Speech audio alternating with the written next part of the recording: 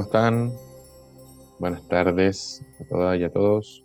Estamos en la sesión 5 del curso de aportes clínicos del psicoanálisis a la terapia de integración con medicinas indígenas y psicodélicos. Hoy tenemos la sesión sobre el discernimiento, sobre las voces que escuchamos, sobre las ideas que se nos vienen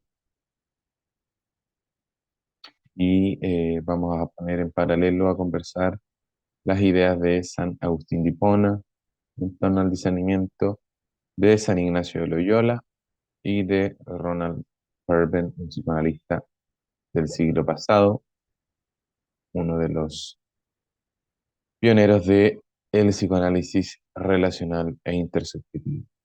Primero, les quisiera contar por qué elegí estos autores. Estos autores nos aportan desde la sabiduría de la tradición occidental, eh, a través de mucho aprendizaje, de mucha experiencia íntima de lectura, como desde la sabiduría tradicional, espiritual, podemos tomar ciertos elementos para analogar, para integrar en la justa medida a la escucha analítica, a la escucha en la clínica terapéutica. Pues vamos a hablar un poco cuál es la diferencia entre escuchar y oír, y ver de dónde proviene, ¿no? De lo que nos cuenta eventualmente un paciente en un proceso eh, con plantas medicinales.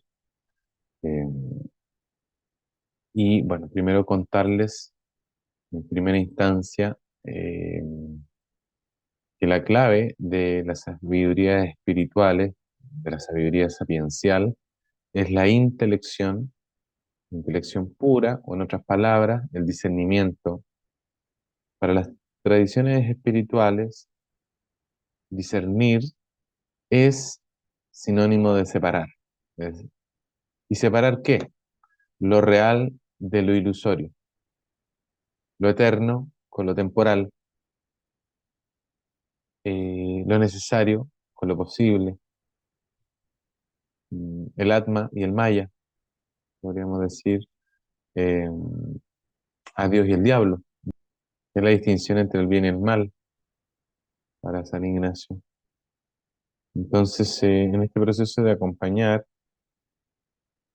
en el discernimiento, nos va a exigir por lo menos tener un background en relación a qué dicen las tradiciones, como para orientar el instinto de la intelección, que no tiene que ver precisamente con el razonamiento, sino más bien es el contacto de la parte más íntima y profunda de nosotros con la racionalidad, que nos va a ayudar a dar ciertos matices, ciertas eh, señales, a modo de ayudar a discernir entre lo real y lo ilusorio.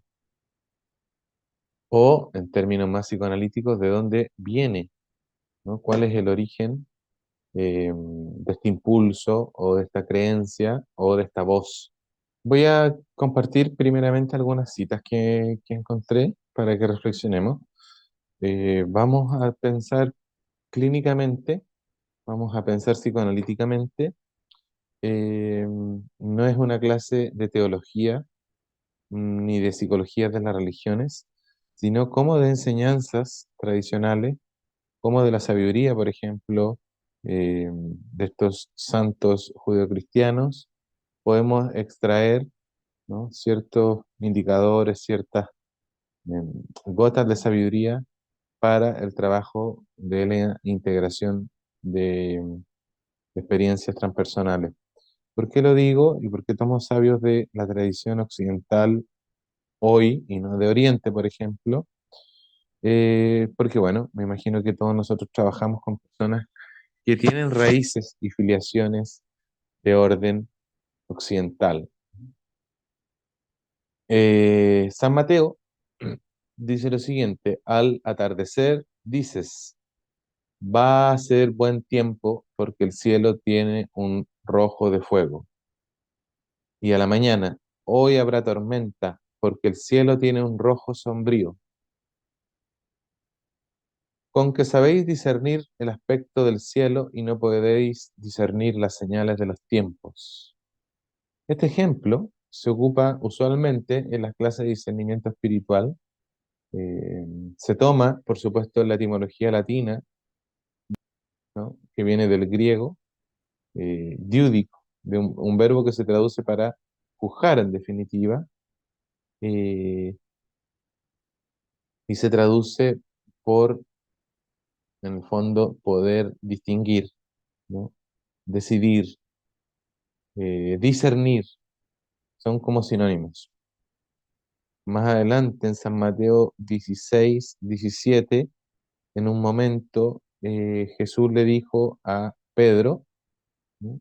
Pedro después de la conversión, ¿no? Simón Pedro, bienaventurado eres Simón, hijo de Jonás, porque no te ha revelado esto la carne ni la sangre, sino mi Padre que está en los cielos. En esta ocasión aparece la palabra discernir en la boca de Jesús, pero en el contexto que se dice es un contexto donde él puede distinguir claramente el origen de las palabras de Simón.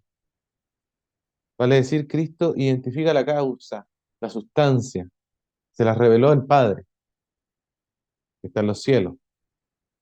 Entonces, por todo lo dicho, es evidente que se trata de distinguir, cuando hablamos en la Biblia, por ejemplo, en la tradición occidental, el discernimiento, en definitiva, es una posibilidad de distinguir entre las diversas posibilidades de causa, ¿no? Entre distintos orígenes o espíritus. En otro momento, un poquito más adelante, ¿se acuerdan cuando, bueno, salen las películas también? Hay un momento donde Pedro reprende a Jesús, cuando Jesús está contando lo que va a ocurrir, y Pedro le dice, lejos de ti, Señor, de ningún modo te va a suceder eso. Y no sé si han visto las películas, Jesús le responde, quítate de mi vista, Satanás. Escándalo eres para mí, porque tus pensamientos no son de Dios, sino de los hombres. Eso exclama Jesús cuando Pedro como que no le cree lo que él está contando. Jesús, como una persona con una sensibilidad profunda, según nuestra tradición judeocristiana, él era 100% Dios y 100% hombre, por tanto tenía una agudeza providencial única para discernir, y él se percata inmediatamente que lo que le está diciendo Pedro no proviene de él, ¿no? Sino de una influencia del aire de los malos espíritus. Por tanto, él silencia a Satanás, quítate de mi vista, Satanás. Y bueno, después toca la espalda de Pedro y le dice, Pedro, continúa, o escúchame atento tú, ¿no? Entonces, en esta ocasión, en este contexto en particular, sigue siendo el punto o el eje el de distinguir qué espíritu está influyendo. ¿Cuál, digamos, es el fundamento que causa o es el origen de esta actitud, opinión o comportamiento de Pedro? En este caso particular, claramente se trata del discernimiento de espíritus.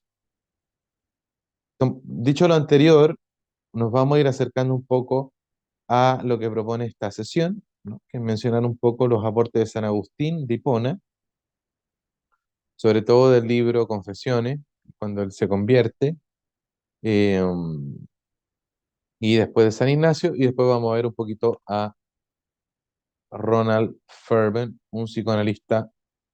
Bueno, aunque es verdad que San Agustín menciona muy pocas veces la palabra discernimiento en su obra, por sobre todo en el libro 5 todo el capítulo está marcado, como decíamos recién, con un halo de dinámica en torno al discernimiento espiritual, ya que debe, en primer lugar, discernir si va a permanecer con los maniqueos o abandonarlos. Es uno de los temas eh, donde a mi entender San Agustín comienza con un proceso de discernimiento espiritual, ¿no? Recordemos que San Agustín tenía que decidir si dejar África y volver a Roma, eh, y finalmente él decidió abandonar el pensamiento de los académicos y vuelve a su tradición. eh, Él estaba como en esa duda, ¿no? Optar por el escepticismo, seguir en una secta maniquea, donde tenía que eh, básicamente aclarar sus dudas en este texto con el obispo, se llama el obispo Fausto, y a lo largo de toda de la obra en realidad de San Agustín, el vocabulario que utilizó en torno al discernimiento era básicamente la palabra discernir y distinguir. Encontramos como fuentes verbales, digamos, esas palabras, y se repiten mucho, ¿no? O sea, la mayoría de las veces no usa de manera literal la palabra discernimiento, pero utiliza otras similares, ¿no? Separar, distinguir, diferenciar, eh, eh, y lo vamos a considerar aquí como un sinónimo, pero por ahora nos vamos a quedar con que discernir, distinguir y discernir en San Agustín estaba más o menos relacionándose a lo mismo dentro de un contexto de discernimiento. Entonces, el acto de discernir tiene que ver para San Agustín, igual que en los autores que vimos recién, el separar diversas realidades que en un momento se pueden encontrar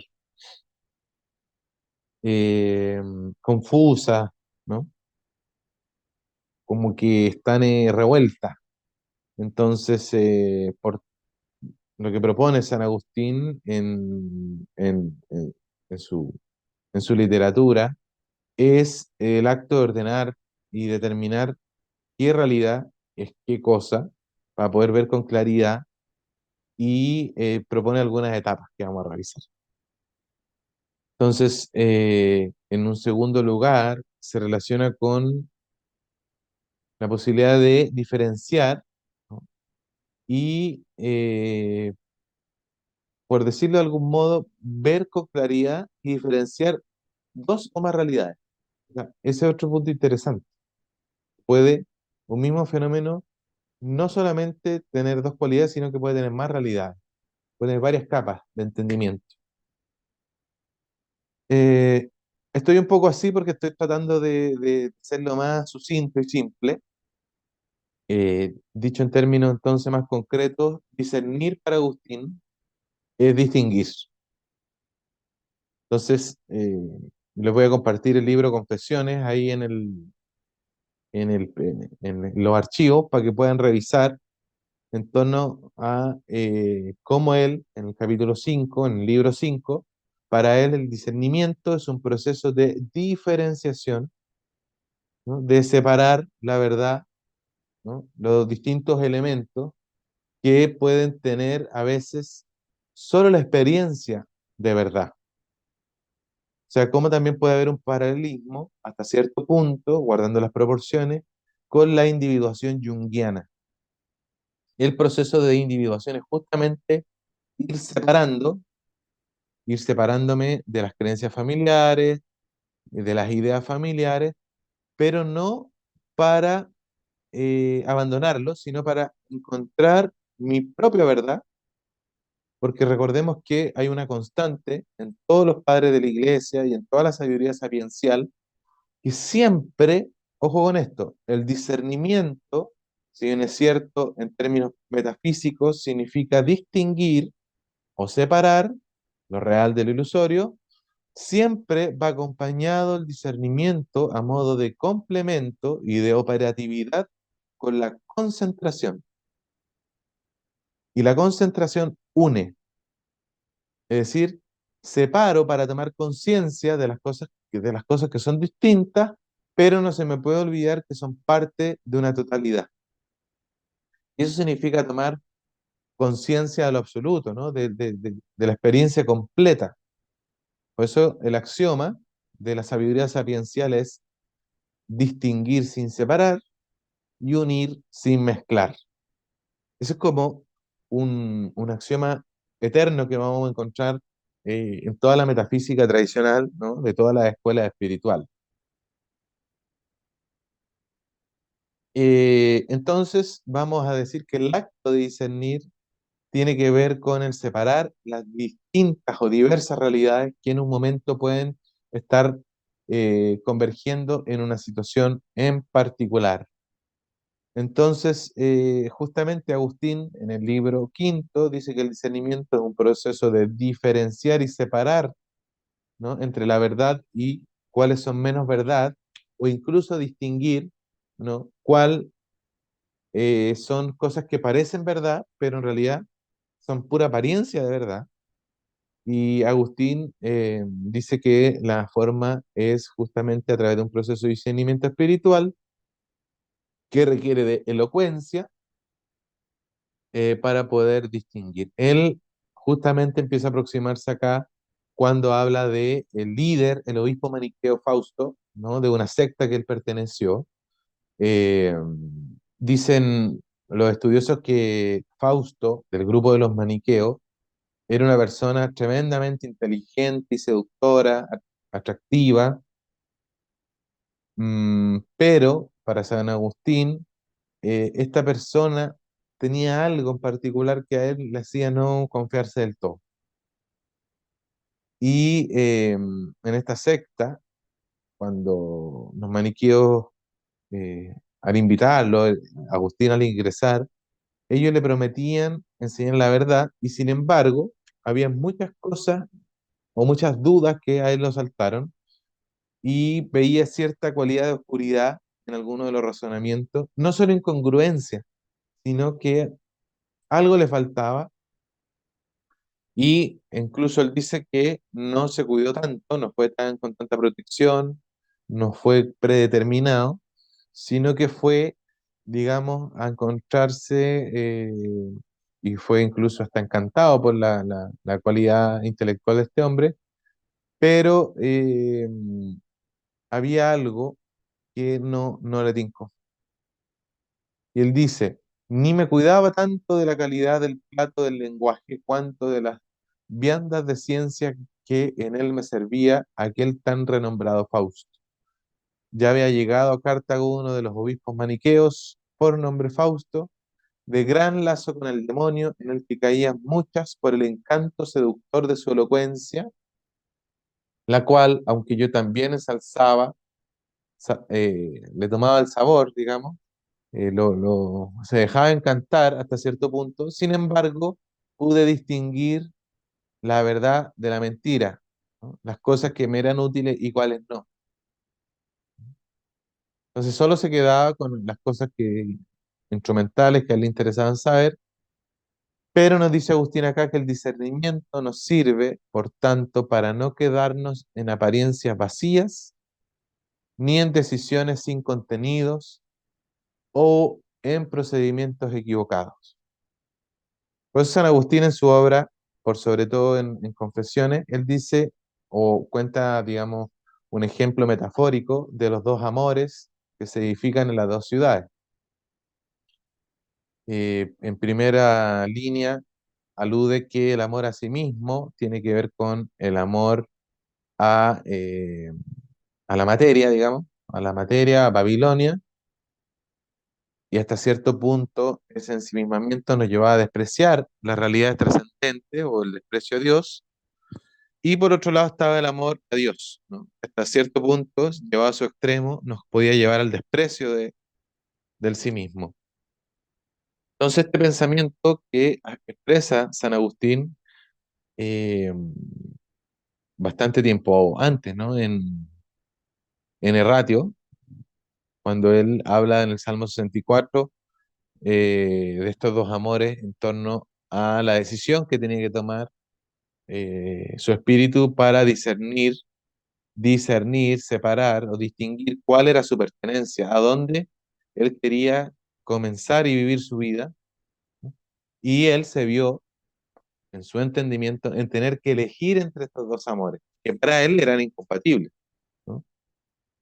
Y utilizó esta metáfora de las dos ciudades, ¿no? En este caso, optar por Dios y sus verdades eh, en contra de los textos, que le llamaba optar por la Jerusalén celeste, ¿no? Como figura de la Civitas Dei, la ciudad de Dios, o Babilonia, ¿no? La tierra, ¿no? El mundo, la materia, como símbolo de la Civitas terrena. Esas eran las dos ciudades para San Agustín, la Civitas Dei y la Civitas terrena, pero él no veía como un punto medio, ¿no? No veía como un correlato entre ambas.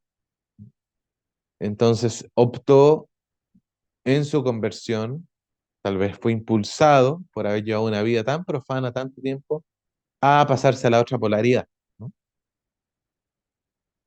Entonces, Agustín, en esta decisión extrema, para evitar ambigüedad y confusión, él quiso distinguir, es decir, separar su vida en la civitas terrena por la civitas Dei. San Agustín nos proporcionó algunos elementos para que podamos distinguir, ¿no?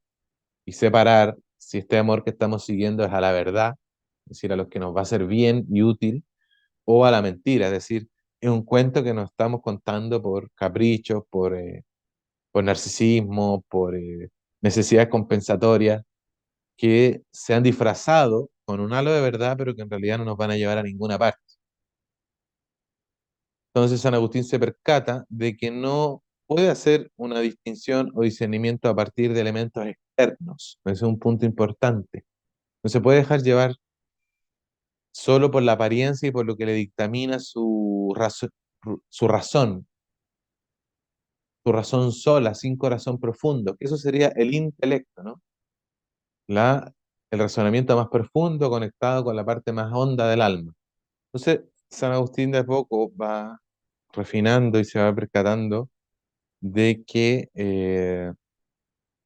no puede confiar del todo de su percepción externa, es decir, de las apariencias, y es preciso tomar esto que veo afuera e introducirlo a lo más hondo de mi corazón, eh, y de este modo, digamos, poder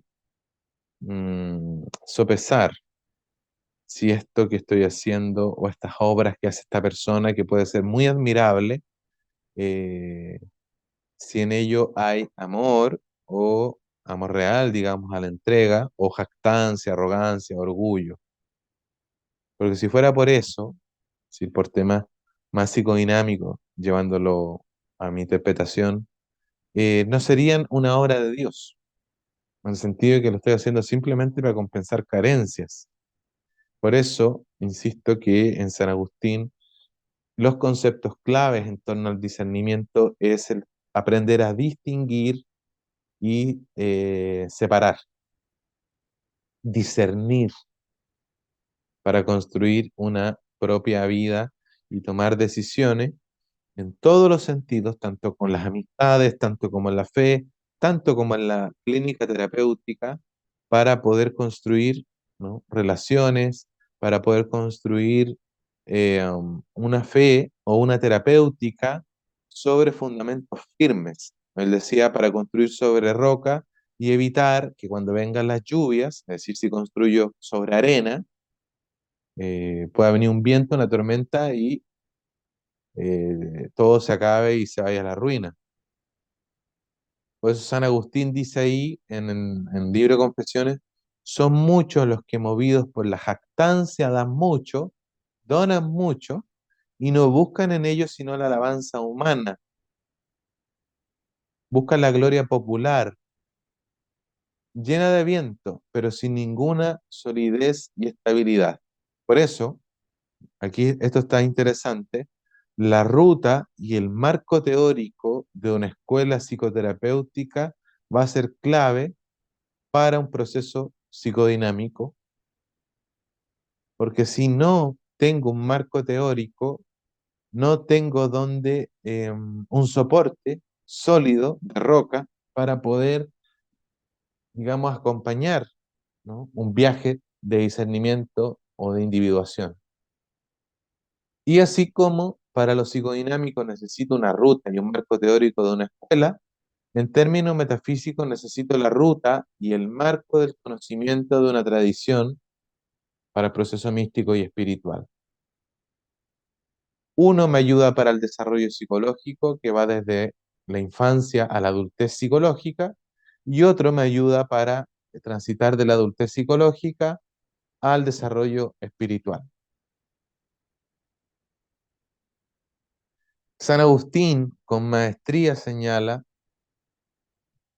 que el final de quien, no por haber discernido correctamente o simplemente haberse dejado arrastrar por una pasión incontrolada, ha seguido incorrectamente a su corazón y lo ha dejado a despensas de los amores terrenos, ¿no?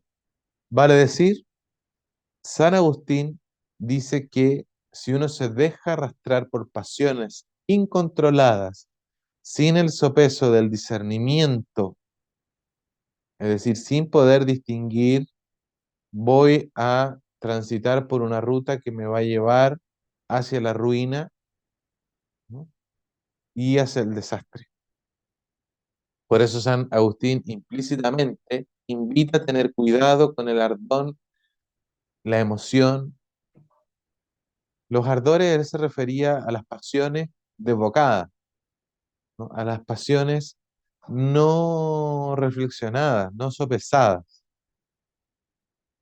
Porque estas pasiones, este fuego, si uno no lo controla, puede terminar siendo devastador y destructor.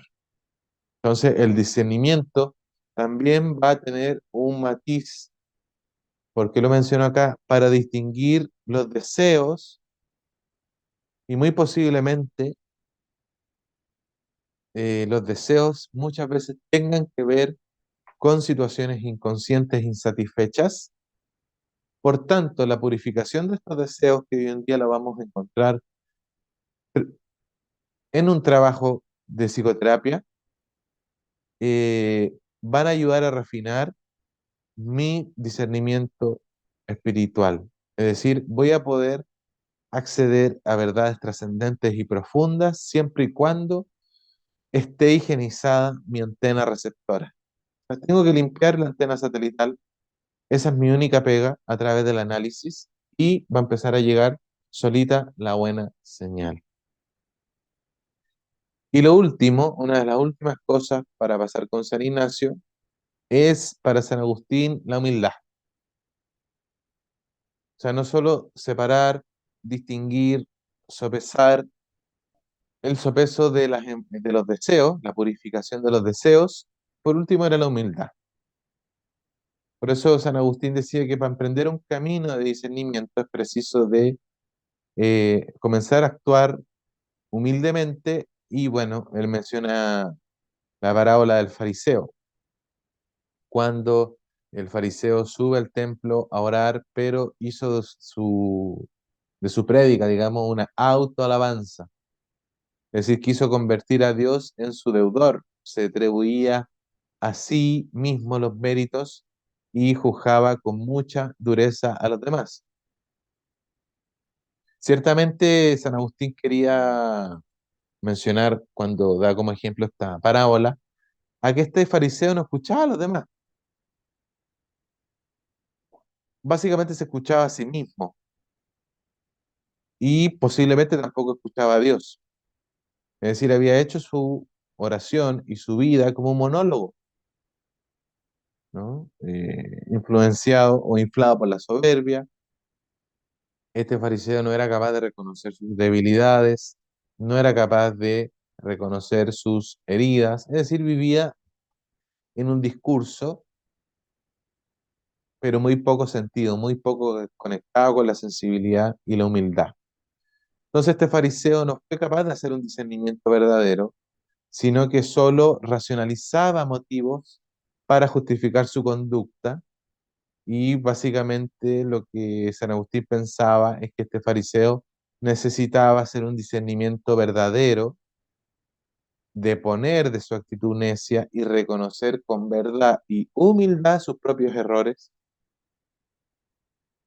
y de este modo imitar la actitud humilde de el único maestro que presentó sus heridas y muere con sus heridas abiertas, como él le llamaba al médico divino o a Jesucristo, ¿no?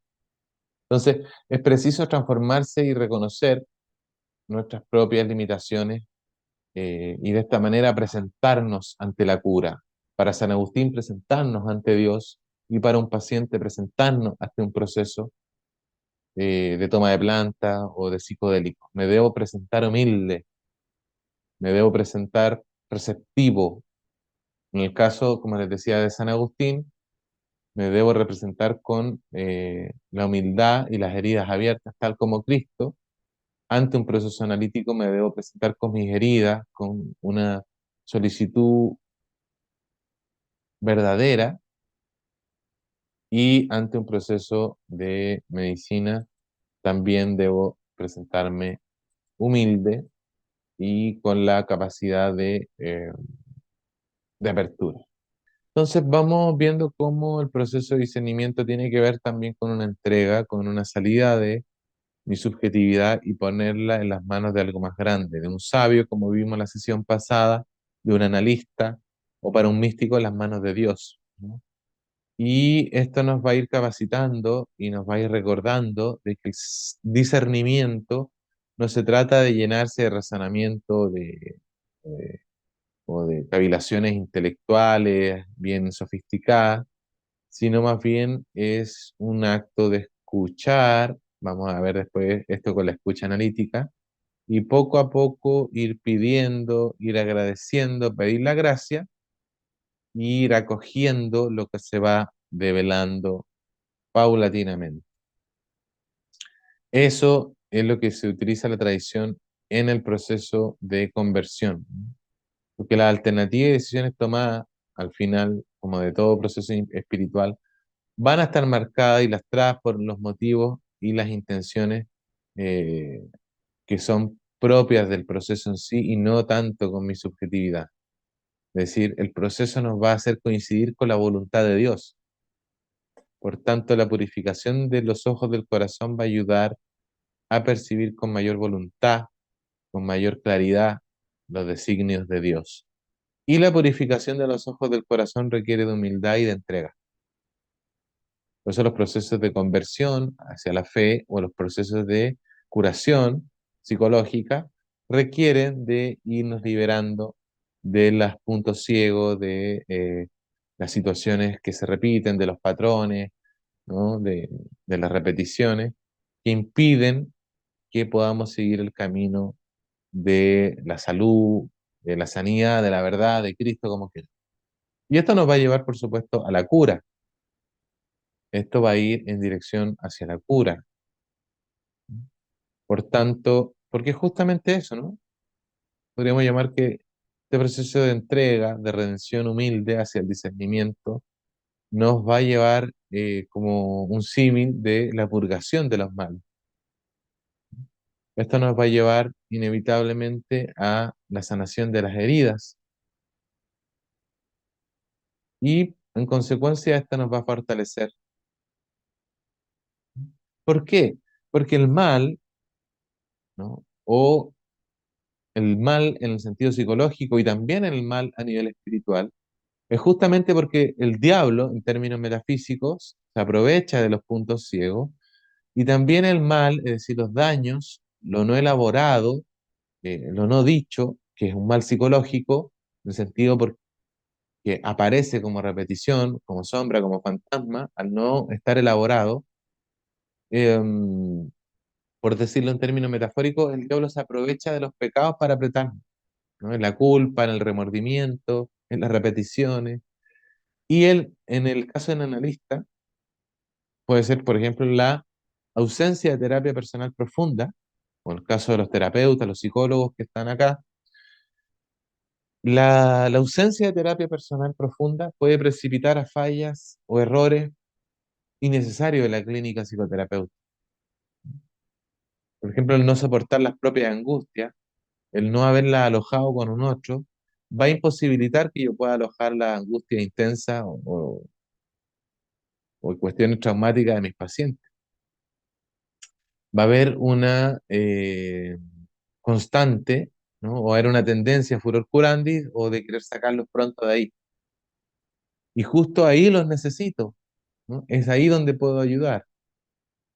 Entonces, nuestras heridas abiertas pueden agrietarse con las heridas de nuestros pacientes y al final va a terminar siendo iatrogénico para ambos. Pero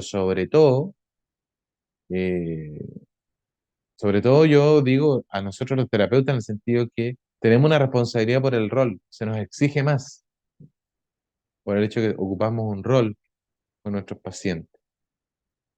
Lo último, para ir cerrando con San Agustín, una de las propuestas dice que después de un proceso de crisis y discernimiento vienen inevitablemente momentos de incertidumbre y de miedo, tanto en la terapia, tanto como en la conversión espiritual, y en todo discernimiento es preciso dejar las propias certezas para comenzar a caminar por un sendero nuevo, ¿no? En esta transición.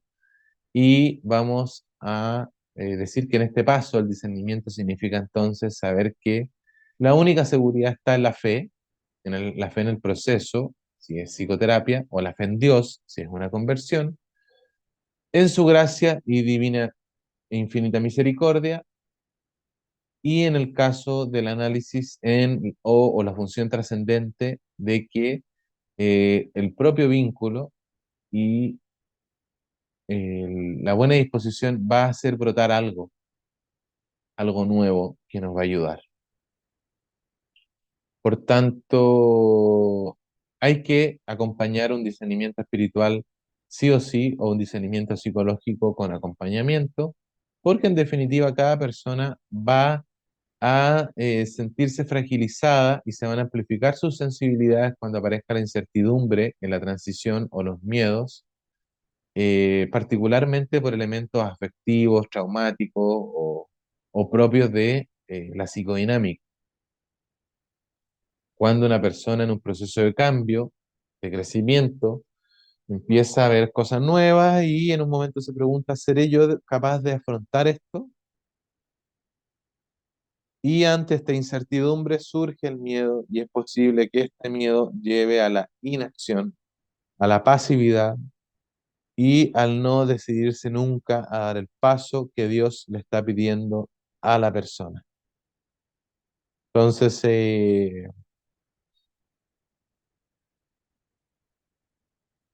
claro, una persona que no recibe apoyo va a quedar en la pasividad y no se va a decidir nunca, no, va a quedar dominada por el miedo y jamás va a poder dar los pasos que continúan en el camino.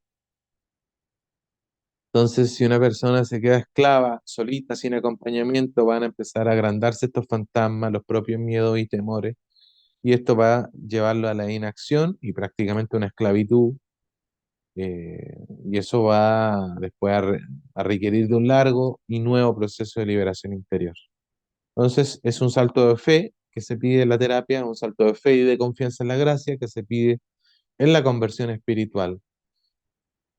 Eh, Cuando uno vive acompañado de estos procesos, se vencen estas cosas sin tanto peligro, sin tanta exageración. Muchas veces los miedos no eran más que fantasmas de la infancia y que crean nuestra imaginación y los agiganta. Y bueno, se complementan con el demonio del miedo que los aumenta, ¿no? Entonces, de esta manera, sin confianza, sin fe, se cierran las puertas del avance. Entonces, el discernimiento va a implicar una gran receptividad, humildad y apertura. Por eso San Agustín, por último, ¿no? Para ir ya con San Ignacio. San Agustín nos invita a rumiar aquello que se ha leído, aquello que se ha recibido, ¿no? Como el pan espiritual, ¿no? Que nutre el alma, rumiar, darle vuelta, masticarlo. ¿Sí? Y dice que los sabios hacen eso, aprenden a meditar, a rumiar, ¿no? El necio, dice San Agustín, que engulle, traga, olvida, no medita, lee, pero no disfruta un libro. Dicho en términos simples, uno con un buen libro puede aprender, un buen sabio con un buen libro aprende más que un necio con 10. Bueno, con eso estamos con San Agustín. Perfecto. Vamos a pasar con el siguiente autor. Eh, Vamos a revisar un poquito sobre el discernimiento ignaciano, eh, en torno al trabajo de San Ignacio de Loyola. San Ignacio hablaba de las mociones, y las mociones eran los deseos profundos del alma, y que justamente era por donde el Señor, Dios, nos hablaba también, mediante estos deseos, y nos iba señalando, mostrando el camino que Él quería para nosotros. A través de los mensajeros, por supuesto, que son los ángeles, y los ángeles pueden ser buenos o malos espíritus. Por tanto, las mociones, por ejemplo, de un buen espíritu, son los movimientos que tienen que ver con el Espíritu Santo. Eh, y San Ignacio relacionaba las mociones de los buenos espíritus con la consolación espiritual. Esto es interesante para que lo destaquen. Las mociones de los buenos espíritus tenían que ver con movimientos primero del Espíritu Santo, y segundo tenían un halo, una fragancia, una operatividad concreta en torno a la consolación espiritual.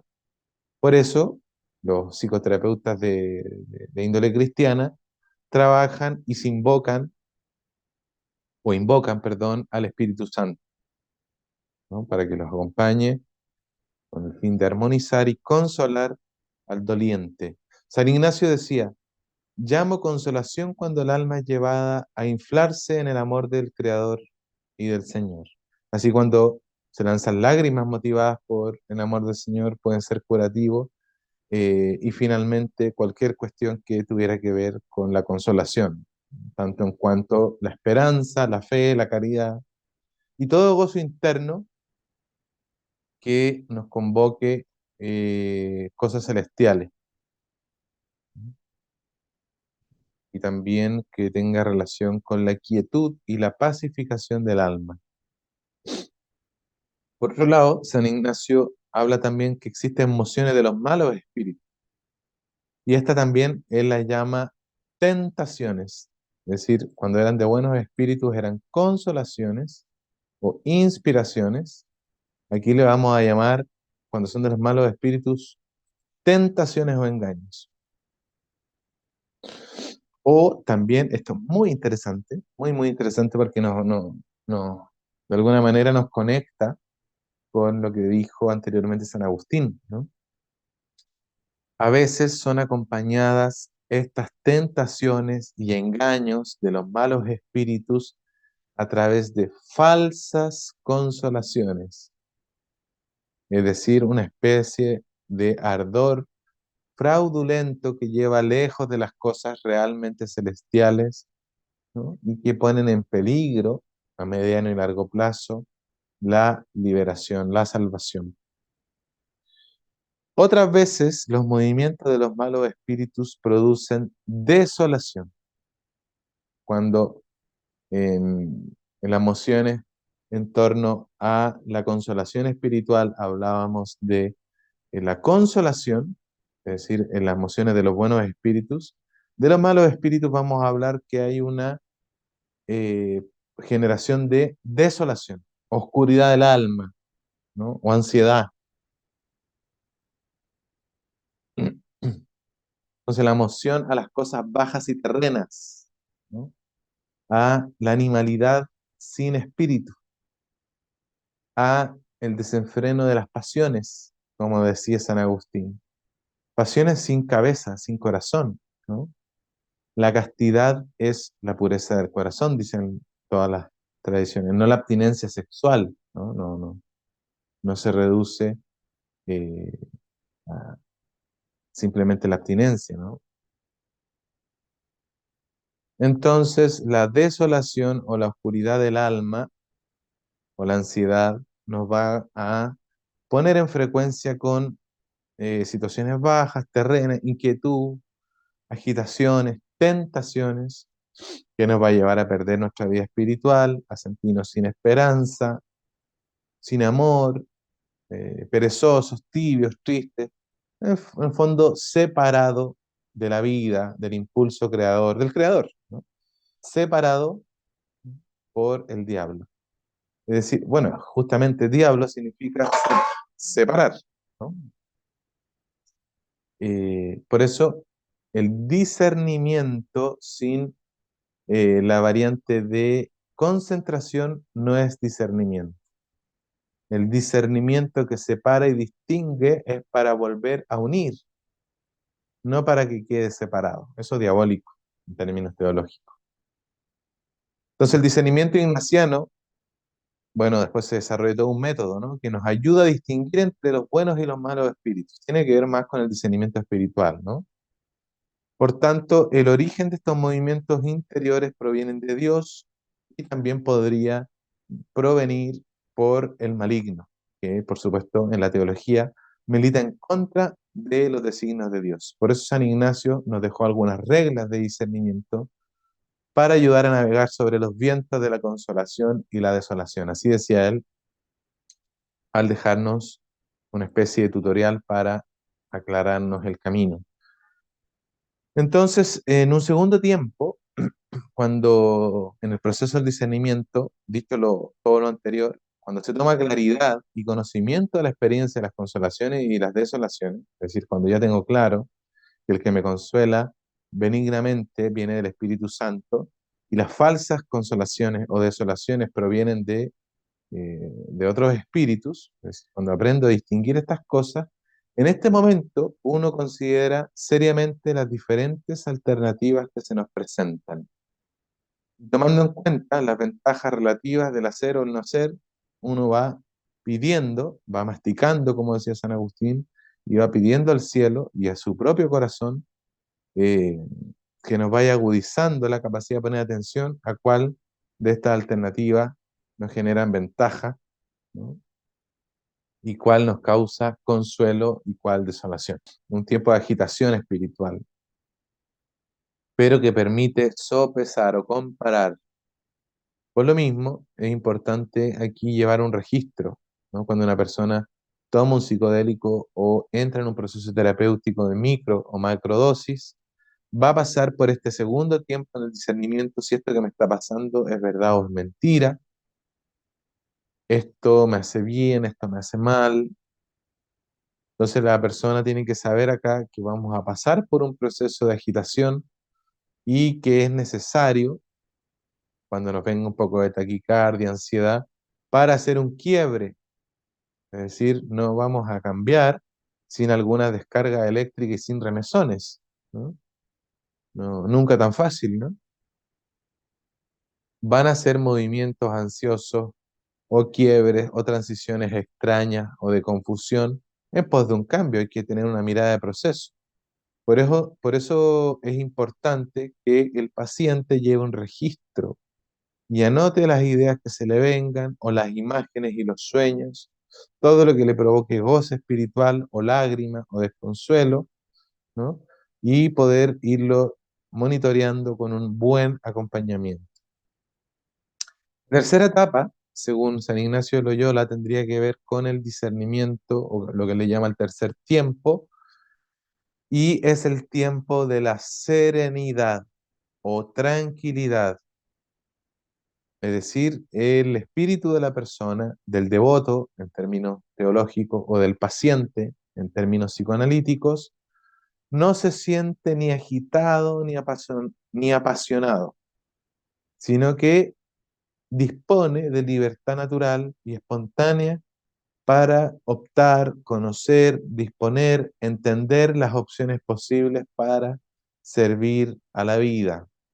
Es un tiempo donde uno tranquilamente toma en cuenta sus propios talentos, sus propias limitaciones, las necesidades de nuestros tiempos y las posibilidades que se presentan y se optan por las que nos parezcan más razonables. San Ignacio recomienda imaginarse a otra persona. ¿Qué consejo le darías a una tercera persona si estuviera en esta misma situación? Dice él. O por ejemplo también, en el día de tu muerte, ¿qué cosa te gustaría haber hecho en tu vida? Después de darle una vuelta a estas preguntas, dice, bueno, elige y anda por ello. Entonces, en este tiempo también es importante, psicológicamente hablando, escribir y comparar razones para recordar y aclarar, ¿no? Solo les recomiendo como tarea que observen la ley del tanto en cuanto, la ley de oro de San Ignacio. Él decía, bueno, esto está ocurriendo, esto qué pasa, esto qué hago, esta persona con la que me junto, este hábito que tengo, ¿qué tanto me acerca a Dios? ¿O qué tanto me acerca a mi libertad, a la vida, a mis propósitos?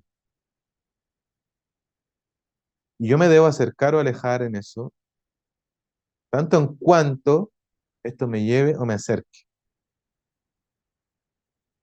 Si me acerca a Dios, a mi propósito, a la vida, debo hacerlo, aunque no me guste tanto. Si esto que me gusta tal vez, pero me aleja de mi propósito de la vida o de Dios, debo empezar a alejarme. Me voy a acercar a cualquier cosa, a cualquier hábito, tanto en cuanto esto me acerque o me aleje de Dios. Entonces, vamos a contemplar todas estas cosas que tenemos acá, a todo lo que hemos conversado hasta ahora, y les voy a leer algo sobre la escucha analítica, a ver si vamos poniendo algunos paralelos. ¿Qué significa escuchar? Escuchar a un paciente no es simplemente una disposición del espíritu, por benevolente que éste sea. Es decir, no es simplemente una cualidad empática o una disposición actitudinal, no es simplemente una disposición del espíritu, por benevolente que éste sea. Escuchar es estar muy concentrado en las manifestaciones verbales y no verbales del paciente. Escuchar es exactamente lo opuesto a la atención flotante, considerada equívocamente como un estado de inatención del terapeuta. Por el contrario, escuchar a quien nos habla es concentrarnos activamente en lo que dice, tratar de ir más allá de las palabras que pronuncia y, sobre todo, más que ninguna otra cosa, sentir en nosotros su emoción consciente y, si es posible, su emoción dolorosa o inconsciente. Me explicaré mejor, recordando la distinción entre el verbo oír y escuchar. Ojo con esto. Oír es la actividad auditiva de un oído que percibe el sonido exterior o las voces que llegan a él. Habitualmente, cuando oímos lo que nos dicen, percibimos la sonoridad de las palabras y comprendemos el sentido de las frases pronunciadas. Aquí oímos, pero cuando escuchamos es algo totalmente distinto. Cuando escuchamos ya no oímos nada. Cuando escuchamos estamos más allá de los sonidos y de los sentidos. Estamos sordos a los ruidos que molestan e indiferentes a los pensamientos que distraen. Aquí escuchamos. En resumen, en resumidas cuentas, oímos las palabras, pero escuchamos con el inconsciente. Me voy a mandar este libro, El psicoanálisis cura, un libro prologado por Rolón y de un gran psicoanalista, divulgador, muy simpático y simple de leer, eh, Juan David Nacio. Se lo voy a mandar digital, ¿no? Se llama, sí, el psicoanálisis cura. ¿Qué es lo que dice Nacio acá? Oímos las palabras, pero escuchamos con el inconsciente. Escuchar es algo totalmente distinto. Cuando escuchamos, ya no oímos nada. Cuando escuchamos, estamos más allá de los sonidos y de los sentidos. Estamos sordos a los ruidos e indiferentes a los pensamientos. Aquí estamos escuchando. En definitiva, es escuchar por el ojo del espíritu.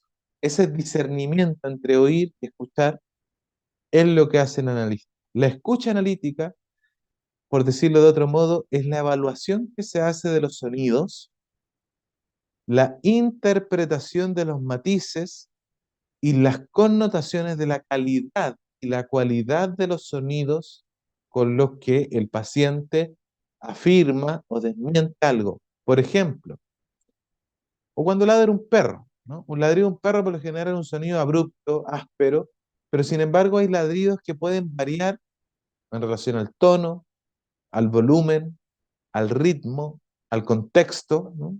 Los ladridos de tono bajo, los ladridos de tono bajo se prolongan durante más tiempo que los de tono alto. Además, muchos ladridos comienzan con el sonido de un gruñido y no con un ataque agudo. Es decir, los ladridos podemos contar que algunos denotan queja, otros denotan dolor, otros enfado, hay otros que son de alegría, hay otros que pueden ser en ritmos más regulares, otros cambiar su regularidad. Es decir, hay una enorme cantidad de matices en un simple sonido como el aullido de un perro. Nuestro trabajo consiste en lo mismo, interpretar esos matices para conseguir la mejor adecuación del sonido del sujeto hablante o de nuestro paciente, ¿no? Dicho esto, vamos a revisar brevemente un autor, aquí lo encontré, se llama Ronald Fairbairn, ¿no? Para continuar, estamos poniendo varias cosas sobre la mesa y después las vamos a tejer. Fairbairn, en un texto que también les tengo que dejar, La represión y el retorno de los objetos malos, ¿no? Psicoanalista espléndido, que digamos era del grupo del medio, del grupo intermedio cuando se formó las controversias entre psicoanálisis entre la Ana Freud y Klein, se arma el Middle Group y él era miembro junto a Winnicott y otros. Y él viene de la escuela objetal de la Melanie Klein y dice que el psiquismo está formado por objetos introyectados. La teoría objetal de la Melanie Klein habla de que el niño en el fondo cuando pequeñito, cuando está constituyendo su psique, ve objetos que se le acercan y se le alejan. Unos son más familiares que otros y estos van configurando las molduras de lo que va a ser el aparato psíquico de ese niño en la adultez. Esos objetos que él ve con frecuencia, que son los cuidadores o la madre, van a quedar adentro y van a ser el lente con el que el niño ve al mundo. Entonces, Fairbairn dice, viniendo de la teoría de las relaciones objetales, que la importancia básicamente es que el niño busca relaciones de objeto y no solo de la descarga pulsional, así se zafa un poco de la teoría pulsional de Freud y considera a Melanie Klein como una preparadora eh, de su modo de ver la psicopatología. Él dice que cualquier teoría del desarrollo del yo que se pretenda satisfactoria tiene que ser concebida en términos de relaciones de objeto, en particular relaciones con objetos que han sido internalizados durante la vida temprana bajo la presión de la deprivación y frustración. Dice Fairbairn, el año 51, el desarrollo del yo se caracteriza por un proceso mediante el cual un estado original de dependencia infantil, basado en la identificación primaria con objetos, es abandonado a favor de un estado de dependencia adulta o madura basado en la diferenciación del objeto respecto al self. Fairbairn considera que hay un yo dinámico originario, postulado que supone un objeto total imaginario, y después se cinde, se separa en respuesta a los conflictos que surgen en él a partir de las relaciones con los objetos parentales que ha internalizado. El sufrimiento procede de las circunstancias vividas y no de las pulsiones innatas. Ferben dijo un poquito antes, en el año 43, la víctima de agresión sexual se resiste a revivir el recuerdo traumático, primariamente porque este recuerdo representa el registro de la relación con un objeto malo. Ojo, no queremos decir que las personas son objetos, sino que el niño los percibe así, antes que se desarrolle su cerebro. Para el individuo promedio, tal experiencia no es tanto culposa como simplemente mala. Es intolerable en lo principal, no porque gratifica impulsos reprimidos, es intolerable porque un objeto malo siempre es intolerable y una relación con el objeto malo nunca puede ser contemplada con ecuanimidad. Las relaciones objetales internalizadas influyen sobre las nuevas relaciones interpersonales. Aquí está la clave. Así como las relaciones interpersonales actuales, objetos externos del presente, van a influir en la organización de las estructuras psíquicas. Es decir, cómo los modelos operativos internos de la teoría de apego o las relaciones objetales, es decir, los moldes que quedaron en mis relaciones con mis cuidadores, hayan sido buenas, malas, van a influir como un fantasma, ¿no? Como una predisposición para las relaciones interpersonales actuales, y como también a la vez las relaciones actuales interpersonales, por ejemplo, con un terapeuta o con una buena pareja, van a ir editando y limpiando, ¿no?, las memorias relacionales del pasado. Van a tener una influencia, es decir, se influencian del pasado hacia el presente, pero también existe la posibilidad de influenciar del presente hacia el pasado. Dice Ferben en el texto que les voy a enviar entonces, los objetos reprimidos comienzan a planear las consecuencias de los abusos sexuales en la infancia y considera que el recuerdo del abuso sexual es un testimonio de una relación con un objeto malo y que por ello la víctima no quiere recordar la experiencia traumática y la vive como algo intolerable y vergonzoso. Vamos a ver entonces qué es el objeto malo. A pesar de lo mucho que pueda desear rechazarlos, sus padres o sus cuidadores no pueden liberarse de ellos. Estos se le imponen y no se puede oponer a ellos porque ejercen un poder natural jerárquico sobre él. Por consiguiente, estará compulsado a internalizarlos para controlarlos. Internaliza objetos que en el mundo exterior tienen el poder de gobernarlo, poder que conservan en el mundo interior después en la adultez.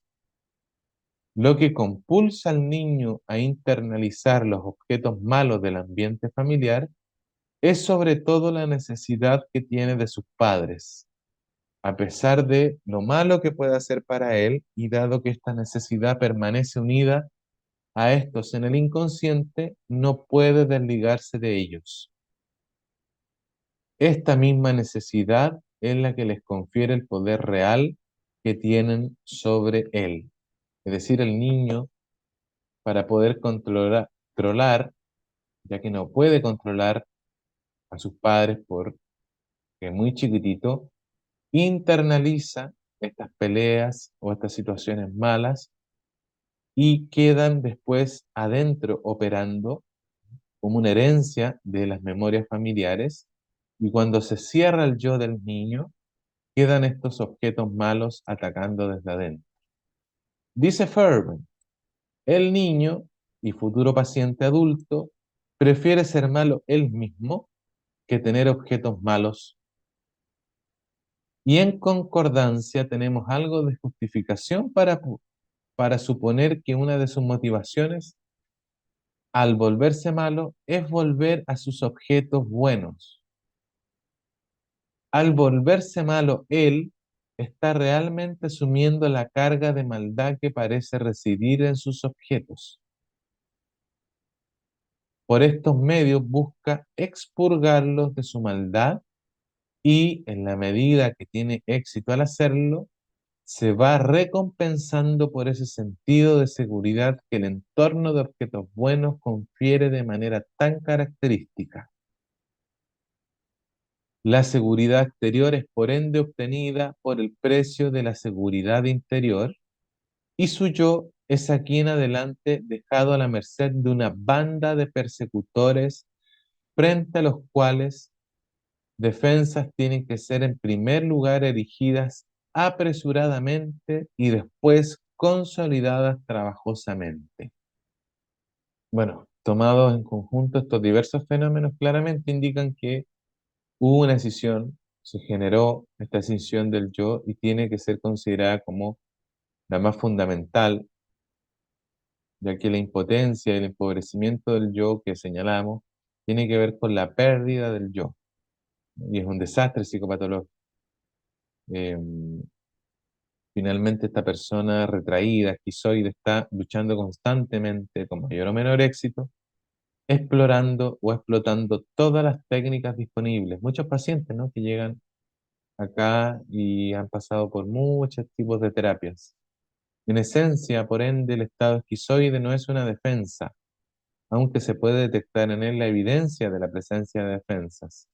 Representa el mayor desastre que se puede sufrir, representa el mayor desastre que puede sufrir un individuo que no ha podido crecer más allá de la fase oral de dependencia. Es imposible, dice Ferben, para cualquiera haber pasado por la niñez sin tener objetos malos que finalmente se internalizan y se reprimen. En consecuencia, los objetos malos siempre están presentes en la mente de nosotros en todos los niveles profundos. Si acaso un individuo dado se vuelve delincuente, neurótico, psicótico, simplemente normal, parece depender en lo principal de la operación de tres factores. Uno, la medida en que los objetos malos han sido instalados en el inconsciente y el grado de maldad que los caracteriza. Dos, la medida en que el yo está identificado con los objetos malos internalizados. Y tres, la naturaleza y la fuerza de las defensas que protegen al yo de estos objetos. Es en las perturbaciones de las relaciones objetales del yo en desarrollo que tenemos que buscar el origen último de todas las condiciones psicopatológicas. Ferben.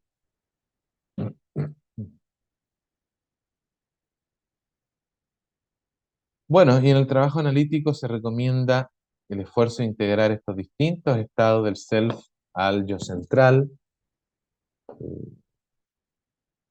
a través del vínculo, permitir que se deshaga la represión de estos objetos malos internalizados y de las partes escindidas y separadas, el poder reconocer la magnitud del apego emocional inconsciente a estos objetos originales y consecuentes dificultades para hacer las separaciones necesarias, la comprensión de agresión como fenómeno secundario a la deprivación de impulsos libidinales positivos, súper interesante. Cómo la agresión es un efecto por haber sido deprivado de impulsos positivos, del deseo de vínculo que no tuvo respuesta, el deseo de contacto de un otro no tuvo respuesta. Por eso este autor descarta el concepto de la pulsión de muerte. La centralidad de las dinámicas maldad-bondad, ojo aquí, ¿no? Muchas de las personas con poco desarrollo psicológico son muy fácilmente de caer en una doctrina mítico-mágica, exotérica, de esto es bueno, esto es malo, Dios me está mirando, me va a castigar, Dios quiere esto para mí, Dios quiere que sea bueno, ¿no? La centralidad de las dinámicas culpa, maldad, bondad en las relaciones del paciente y en la relación con el terapeuta se va a intentar que el terapeuta sea un objeto bueno que contraste con los objetos malos que están en el inconsciente del paciente. La mayor fuente de resistencia la constituye el temor a la liberación de los objetos malos del inconsciente, porque cuando estos objetos malos son liberados, el mundo que rodea al paciente se puebla de demonios que aterrorizan. Esto lo dice Fairbairn, psicoanalista. La mayor fuente de resistencia la constituye el temor a la liberación de los objetos malos del inconsciente, porque cuando estos objetos malos son liberados, el mundo que rodea al paciente se puebla de demonios que lo aterrorizan. La liberación de los objetos malos solo puede realizarse con seguridad si el terapeuta se convierte para el paciente en un objeto bueno. De lo contrario, la inseguridad que tiene lugar se hace insoportable. Creo que en una situación de transferencia satisfactoria, es decir, de un buen vínculo terapéutico, se puede lograr la evacuación o el abandono de objetos malos. Terapéuticamente exitoso si se evitan las interpretaciones en un nivel de culpa y super yo. Por eso, aquí va a estar más cercana la posibilidad de un trabajo con un psicoterapeuta perenne o espiritual, porque un sacerdote va a tener la tendencia a interpretar en términos de culpa. Por ejemplo, voy a contarles un ejemplo. Padre, me voy a confesar, ¿no?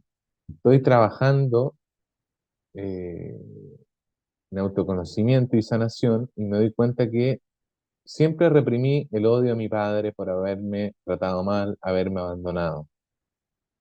Siempre lo disocié y bueno, me di cuenta que sí tengo mucho rencor y tengo rabia y quiero putearlo. Y el sacerdote te va a decir, bueno, es un pecado, los mandamientos dicen que debes amar a mamá y papá, honrarlo, y bueno, esto no va a tener éxito a nivel terapéutico. Hay una confusión de niveles. Él está hablando de una descarga psicológica y el padre está hablando en términos de fundamentos metafísicos. Entonces, no va a poder ser satisfactoria la evacuación de los objetos malos y esta persona inadvertidamente podría quedar hasta retraumatizada. Entonces, dice Ferenczi, para cerrar, la confianza es ese cierto algo que instituye el contraste entre el presente y el pasado traumatógeno, insufrible. Esto es el contraste que es indispensable para que uno pueda dejar de revivir el pasado, no ya como una reproducción alucinatoria, sino como un recuerdo objetivo.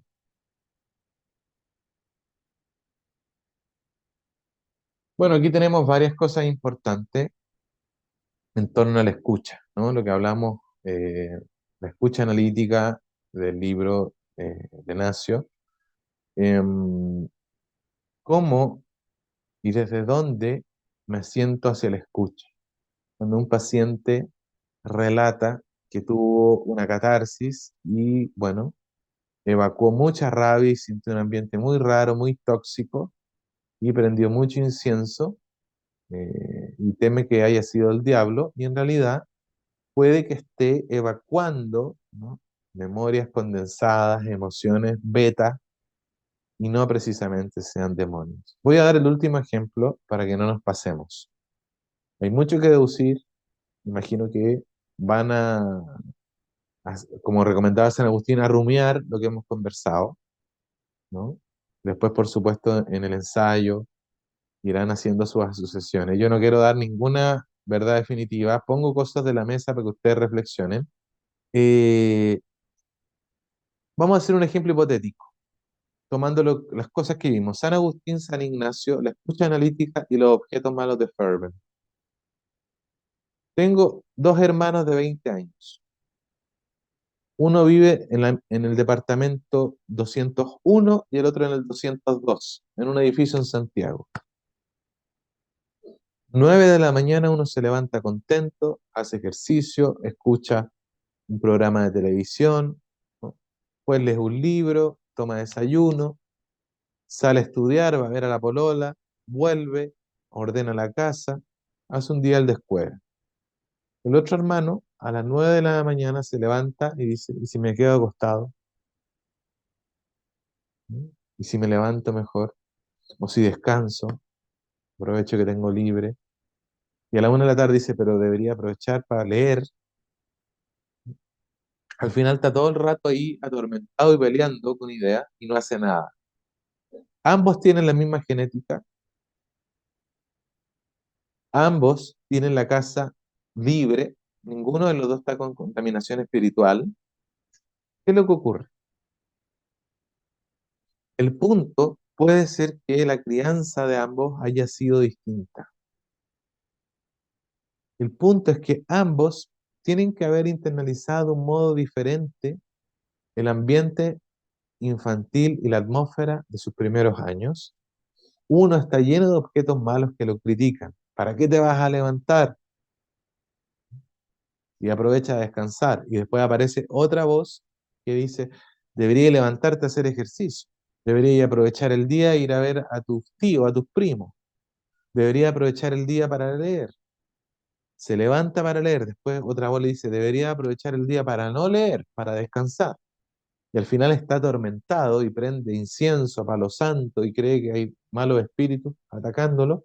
Y simplemente son voces internalizadas. Y aquí no tiene que ver con discernimiento de espíritu, ¿no? Son cuestiones muy, muy distintas. Ahora, el tema interesante, ¿qué pasa si una de estas personas que tiene voces malas internalizadas en términos de fervent, tiene experiencias espirituales y entra en un proceso de conversión espiritual? ¿Cómo ahí se van a dar cuestiones de índole pre y trans que van a confundir, van a enredar y vamos a tener que recurrir a la discriminación de San Ignacio, ¿no? A los pasos que nos dijo San Ignacio? Entonces, una persona con trauma y con poco desarrollo psicológico, si ingresa a niveles transpersonales o a iniciaciones espirituales, también van a ver, ¿no?, mucho de pre en su narrativa trans. Es decir, tengo que ser un monje budista. ¿De dónde viene ese tengo? Ahí viene la escucha, ¿no? Algo me dijo que, y uno nota que una persona que recién está en conversión, debo ser, debo cumplir con los designios del universo.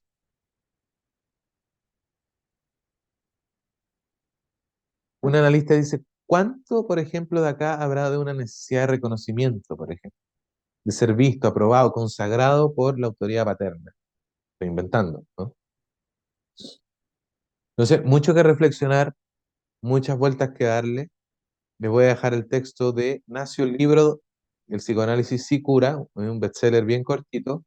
El texto de Fairbairn y, bueno, a reflexionar, mucho que deducir los aportes del análisis, ¿no?, al discernimiento, en el trabajo de integración. Y nos vemos el próximo jueves, si Dios quiere. Espero que le haya sido útil. Mastiquen, como dice San Agustín, rumeen la información y saquen sus conclusiones, tomen apuntes para que preparen un buen ensayo con la finalización del curso la siguiente sesión. Cuídense mucho, un gustazo como siempre, nos vemos.